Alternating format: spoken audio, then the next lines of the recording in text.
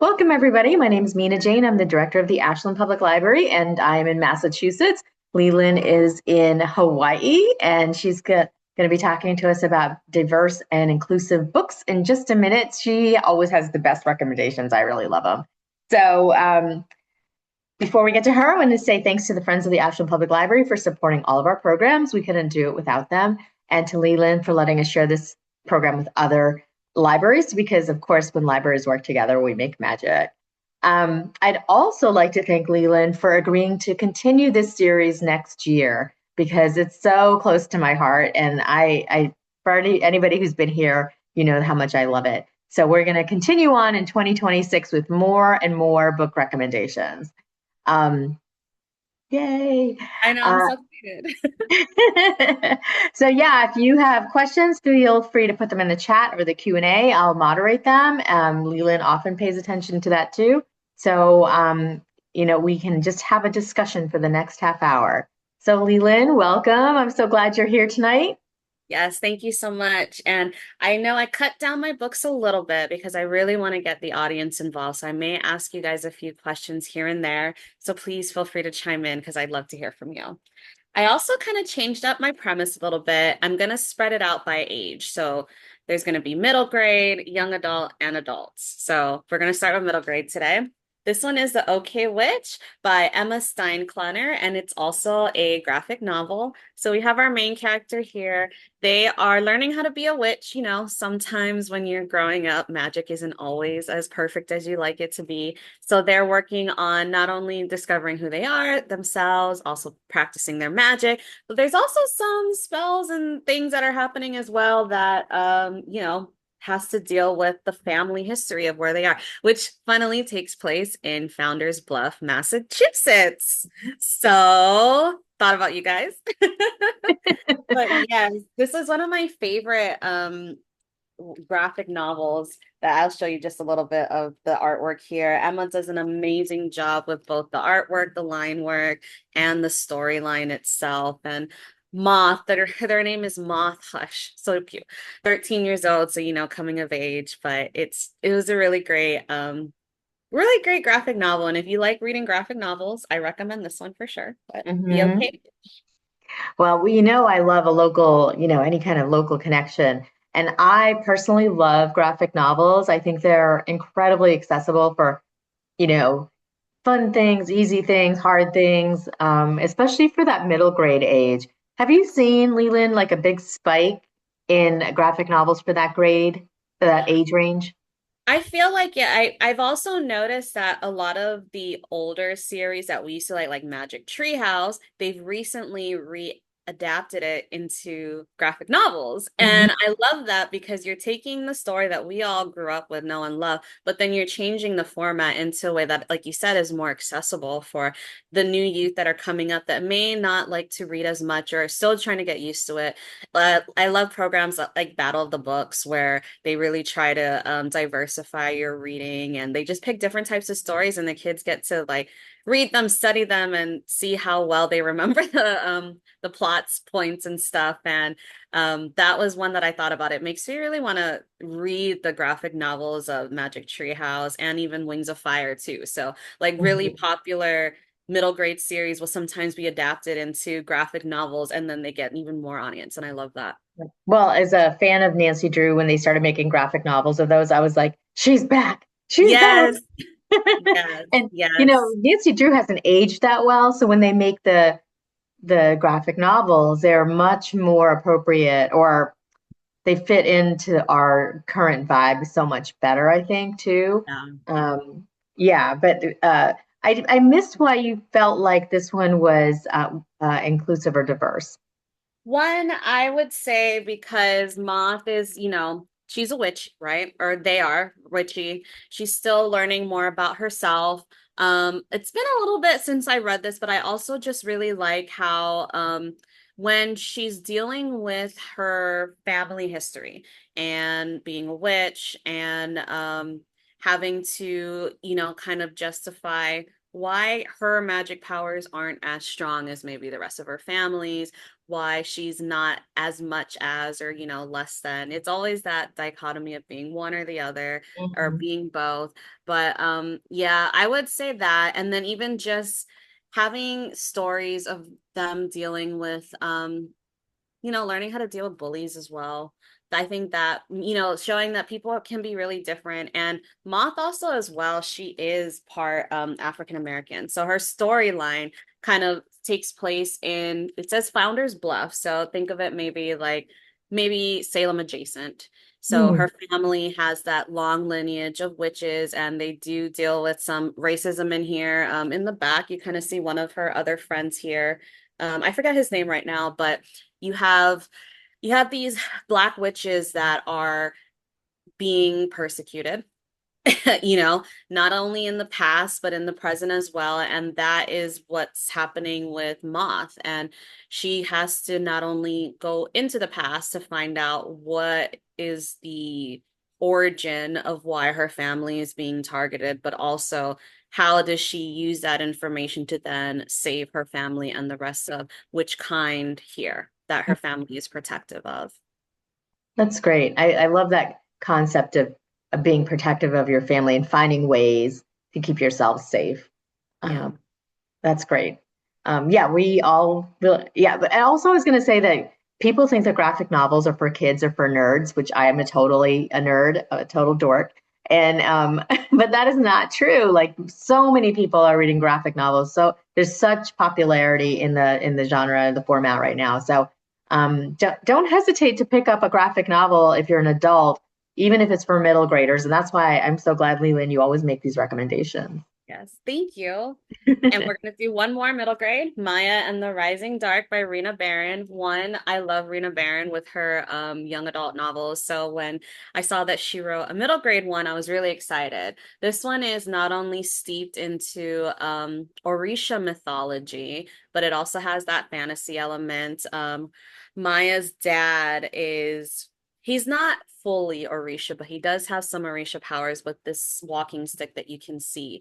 He is able to kind of travel the realm from the light realm where humans are versus the dark realm, the rising dark, where these really bad creatures live. And basically, like with a lot of other fantasy novels, the monster world or the spirit world is kind of behind the veil, so you don't really see what's going on. But what's really cool is that Maya herself does also have these Orisha-like powers that she gets from her dad. And so do possibly her friends. So they are having to, not only are they discovering who they are as teenagers, 13, 13, 12 years old, going to school, trying, finding out her dad is missing and like, how do I save him? But then also finding out that the world that they live in is not at what they seem. Their family heritage is also not what they seem. And how can they work together? There's three friends. How do they work together to rescue her dad before the dark takes over their world? So one thing I really like about this one as well is I like that there's different family dynamics in the story. So one of the friends has two moms. So they're one mom actually passed away recently, so they have mom and then stepmom. So they're living together. The mom who passed away is the one that was the one that was an Orisha, or at least had Orisha-like powers. And then they have another friend who both parents passed away, but they live with their grandma and their sister. So you have, again, different family dynamics, and yet it's still very much solidified. They love each other, they care about each other, even though it's not a traditional type of mother father child relationship. They still feel very much loved and supported from their family members, and I really like that. And then, of course, because of the mythology that is steeped in the Orisha religion, I think that was really important as well. You don't really see a lot of that in middle grade or young adult, so the more that these books kind of come out, I like when they talk about that. Um, this one This is the first, I want to say, either of a trilogy or maybe there's going to be 4 books. Last I looked on Goodreads. So this is the first one. Highly, highly recommend it. And I was just also really proud of Maya. Like thought that she thought that she wasn't enough, not just because of like, well, yes, because of her skin tone sometimes. She went to like this really ritzy school and they kind of teased her because of who she is, where she comes from. She doesn't live in a very good part of the city where she's at. And I forget which city she's in right now. But she's having to deal with that kind of discrimination and just kids being mean to each other, right? For no reason. But then knowing that her family is her family and her friends, so her found family as well, support her no matter what. And I just love seeing girls discover themselves and find out that they really are bad A girls, It just takes a little bit, but they discover that. But yeah, Maya and the Rising Dark by Rena Barrett. Excellent. My daughter's name is Maya, so I'm all over that one. Yay! I love it. I love it. Okay. Next one is Young Adult. I'm Not Dying with You Tonight by Kimberly Jones and Jilly Segal. So there's two different authors and there's two different girls in this book. Can I just ask you Basic, to oh hold sure. the book? Yeah, so just, yeah, thank you. All right, Sorry. perfect. I wanted to just see the cover a little bit. Yeah, sure. Sorry, I move things around a lot, so I apologize, everyone. If you It's look also, you'll see both the authors' names here as well. And you see the two main characters. This book takes place in the span of one night, and you can see there happens to be like a shootout or a fight at their high school. And the reason why the title is I'm Not Dying with You Tonight is because it is very racially charged, this attack that happens. These two girls are not friends with each other normally. They come from two different worlds, and yet they have to learn how to work together in order to survive the night. One mhm, of them comes from the kind of neighborhood that this kind of violence um is not like rare, so it happens every so often. They know how to survive it. The other one is like, why is this going on? I don't understand. And this one is also a really good commentary on police brutality and just the attacks on unarmed Black men that have been going on in the United States. So that is really what kind of starts the catalyst of this story is that they see the news that another unarmed black boy was shot and killed by the police, and they riot and they're upset, which is rightfully so. And of course, one of them maybe doesn't understand why they're so upset. Like, well, maybe he was doing something wrong. The other one, of course, is like, how do you know he was doing something wrong? Like all you're seeing is what's on the news, but you don't know him as a person. So they're looking at their own prejudices inside themselves, looking at the way that they grew up and learning about each other in this high stakes, high stressful situation. And it's a way for you to also take a look at what's going on in the political climate these days and what's going on while also removing yourself from like having to watch it in the news. Not to say that you shouldn't, but at least this kind of takes it away from you watching somebody real life having to deal with that and you're watching it from a fictional perspective, thinking, how would I feel if that were somebody I knew? Or what would my thoughts be if this was the situation that I was in? So I really like this also because of the fact that the two authors work together. So I want to say they maybe split it up between their characters. I didn't actually get to look through that, but this was a very interesting book. And I want to say I read it a few years ago as well, but very, very, very interesting, very fast paced. It does kind of go back and forth a little bit between what's happening in the present and also some of the things that's happened in the past when they're rethinking about um, their prejudices, their thought processes on certain situations that were going on. So mhm. Do you think that YA books have changed dramatically in the last 10, 15 years as more of these issues have come up? Because like when I was a teenager, I don't remember reading books that had such topics. I feel like they have even just like I think about 10 years ago, a lot of the books that I gravitated towards, well definitely were mostly fantasy, but the topics were not as socially relevant or, current events relevant. From what I remember, you still had the type of, oh, I'm not like other girls type of mentality, girl on girl hating and in high school, because they're different.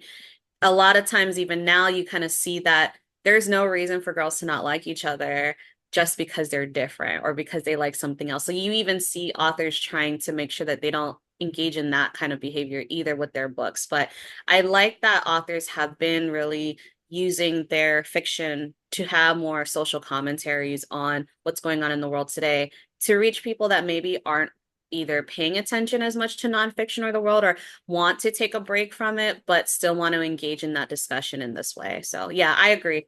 It really has changed, Hmm. at least I for mean, I me. think for me, I mean, I wasn't a teenager, but the Angie Angie Thomas, Thomas book about The Hate You Give. the hate you give was one of probably the first that I remember really being about that and being so good, so good, and so many people read it. So it just seems so new to me, and I guess I'm maybe not remembering my youth all that well. I would agree with you. I would say that was one of the first ones that I felt that had a really strong social commentary on what was going on in the world at that time. Mhm, And mhm, I remember reading that. I cried. I couldn't watch the movie for the longest time. I watched the movie, I cried. I can't read it again because of how close it was to what was going on and just how painful the story was. But yeah, I would agree with you. And that was the first book that I could see with modern young adult novels that really talked about social commentary, or at least had a strong social commentary lens to it. mm. Well, it is a tough book to read, but important. Yes. So what's next? Okay. I'll Be the One by Lila Lee, Korean American girl. Her name's not Lila. Wow, that's not her name. Her name is Sky. There you go. I was like, I know her name. So as you can see, Sky is Korean American. She is plus size, but she wants to be a K-pop star. So Oh, she tries out for a K-pop, reality show. They're finally in the US and she tries out. There's two categories for singing and dancing because when you're K-pop, you got to do both. But of course, as you can see, I'll show you again. She's plus size, so she's not the typical K-pop idol size. And the main thing that she fights from at least one of the judges, who happens to be another female as well, another woman in the K-pop industry, basically is like, you're too fat to be a K-pop star. You need to lose weight or you're never going to make it. Even though she's very much athletic, she's fit, she's been dancing and singing from a very young age. So it's not about her endurance, it's not about her energy level, it's solely the fact that her body is not small. So she's having to deal with that, but also there's the commentary about why does she need to be plus size and why are women being pit against each other like that, like as a fellow woman, why are you putting her down for something when you know she's good, she's talented, she's one of the best ones in this competition.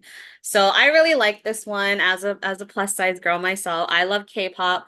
I don't know Korean enough to be in a K-pop group, but like, if I was Cat's Eye, that was a global group. But I loved it because she was proud of who she was, even though her mom also was very much like, yeah, you need to lose weight. You're eating too much. Like her mom also didn't agree with it and just felt really embarrassed of seeing her live or like on TV, felt like she was going to embarrass the family. But I did like you this.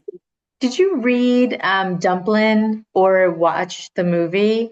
No, by Julie Walters or Waters, but I have to. I still have to. So good, and it really given me this vibe, except for the Korean aspect of it. But a girl who's plus size that wants to do this beauty contest, and her mother won that contest. So her mother's like, "Oh no," she wasn't Yeah. super supportive, but then became. And I also think that from what you're describing in this book, it's also breaking some stereotypes. Like, there's a lot of stereotypes that Korean, especially women, are all thin.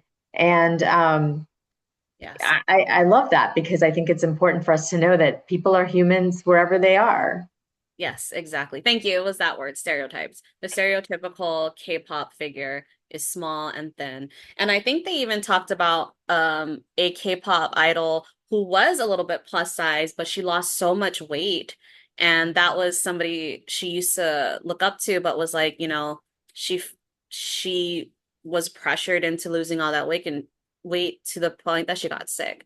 I Yeah. don't ever want to put myself in that position. So Yeah. yeah, Well, and you shouldn't have to. I guess that's the point, is that you shouldn't have to succeed. Like you said, she had all of the skills. She just looked different, yeah, or what, this woman thought was different. And from the cover, she's not that different. She's yeah. probably, you know, Yeah, so you can see she's not that like she's like mid-size at best. She is not as plus size as you would assume the way that these people are like you're fat, you yeah, know. yeah. That makes me crazy.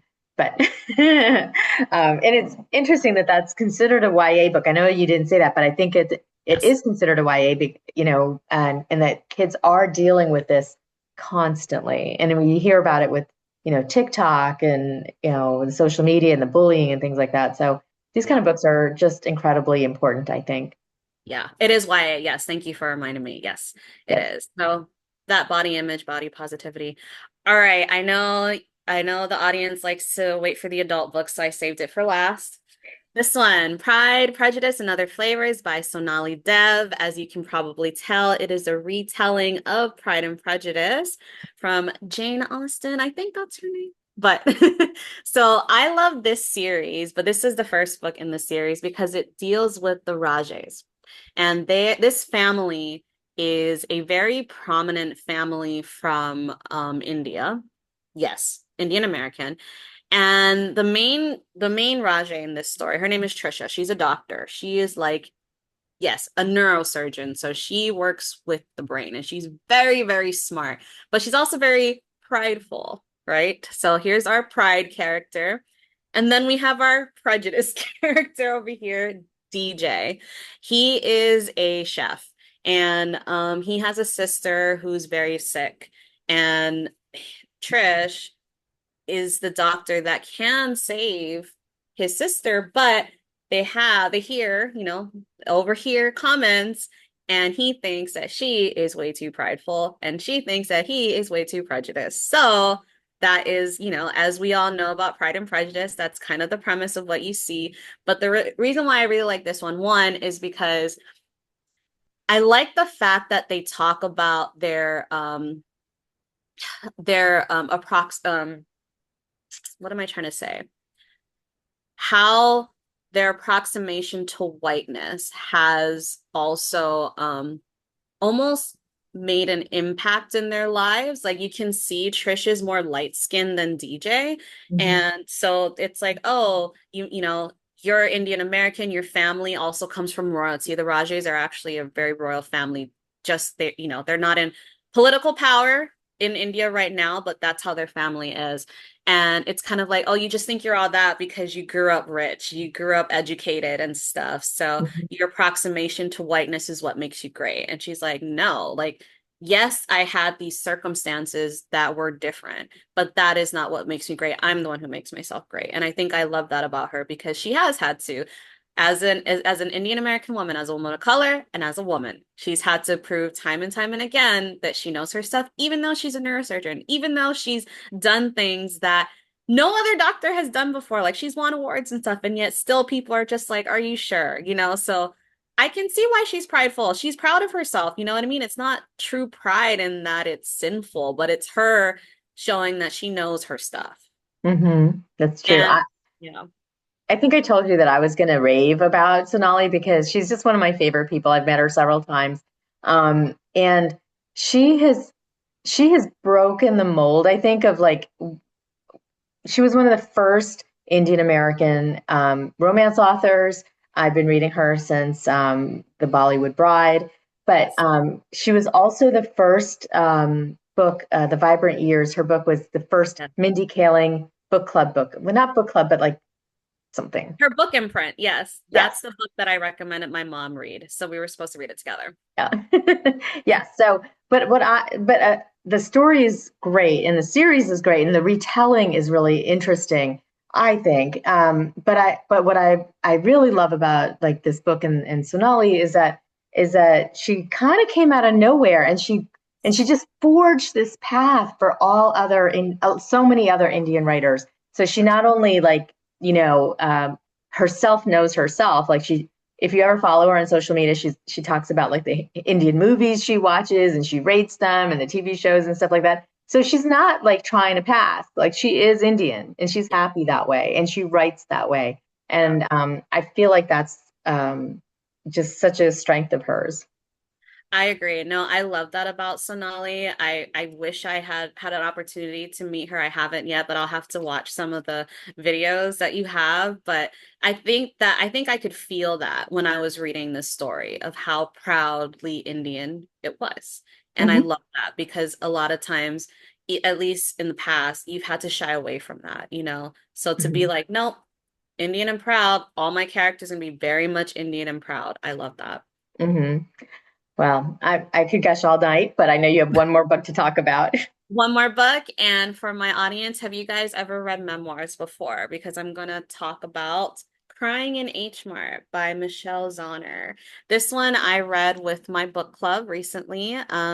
Islan talks about Michelle Zauner. She's actually the lead singer for a group called Japanese Breakfast. She's also a Chinese American. Her mom is Chinese, her dad is white, and this deals with her dealing with her grief with her mom passing away at an early-ish age. Mm-hmm. And you know, she goes through her memoir thinking about her mom, but also thinking about the different foods that she liked. And crying in H Mart really, because H Mart is one of the main like Asian American or Asian themed grocery stores that you'll see in the US that really has a lot of those types of food that you can't get in just like Kroger or, you know, Harris Teeter, places like that. You know, like if you're looking for your authentic type of food that you want to get from home, that's where you go. So I liked the combination of her thinking about the different foods that her mom would make and her trying to learn how to make that food. Also, the combination of her, again, not feeling enough.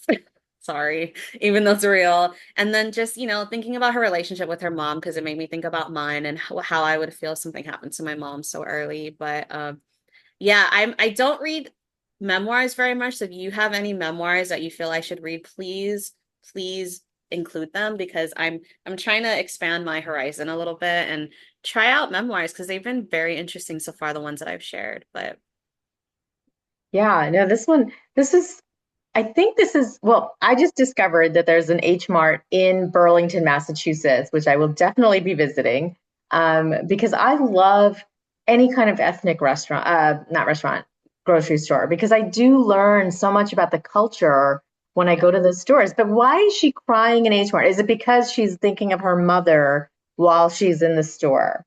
Yeah, like she's not like actively crying in H Mart the whole time, but it's like you have that comfort of home, you have that comfort of her mom. She's not able to make that food again.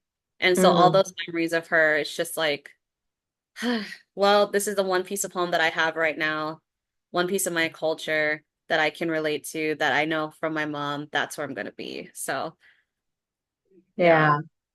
yeah, I get that too. But is so what made you pick this up given that you don't usually read memoirs?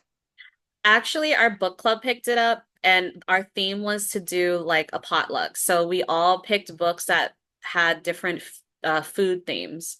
And we happened to be like, oh, we all voted for this one, or mostly people. And we're like, okay, so our potluck should be let's buy food from H Mart or like Korean food, and let's have a potluck. Hmm. And then what I actually ended up doing too was we had another book club meeting where we met in H Mart because they have restaurants there. So we were like, oh, we're not crying in H Mart. We're eating in H Mart. So it kind of like worked out together. But I love that's what made it ticket. it. I also really like that there's a little twist there about the food. It's not just about the food, it's about the grief. Yeah. Because you know, like the movies or the books I remember, like the Joy Luck Club, or it's not Chinese, but the water for chocolate or something like Yeah. that. Right? So like the food is the vehicle for the story, but this one is actually it's different, Yeah. I'll say. Yeah. So Exactly. I really love that. So I'm going to send out the list to everybody that of Leelynn's recommendations as well as this video. So even if you were taking notes scrupulously, if you missed anything, I will send it out. Leelynn, thank you once again. It's always a pleasure, and I really like this format of having a couple fewer books, but really digging into them. Thank you. Me too. Good night, everybody. I hope you have a wonderful evening of reading. Bye.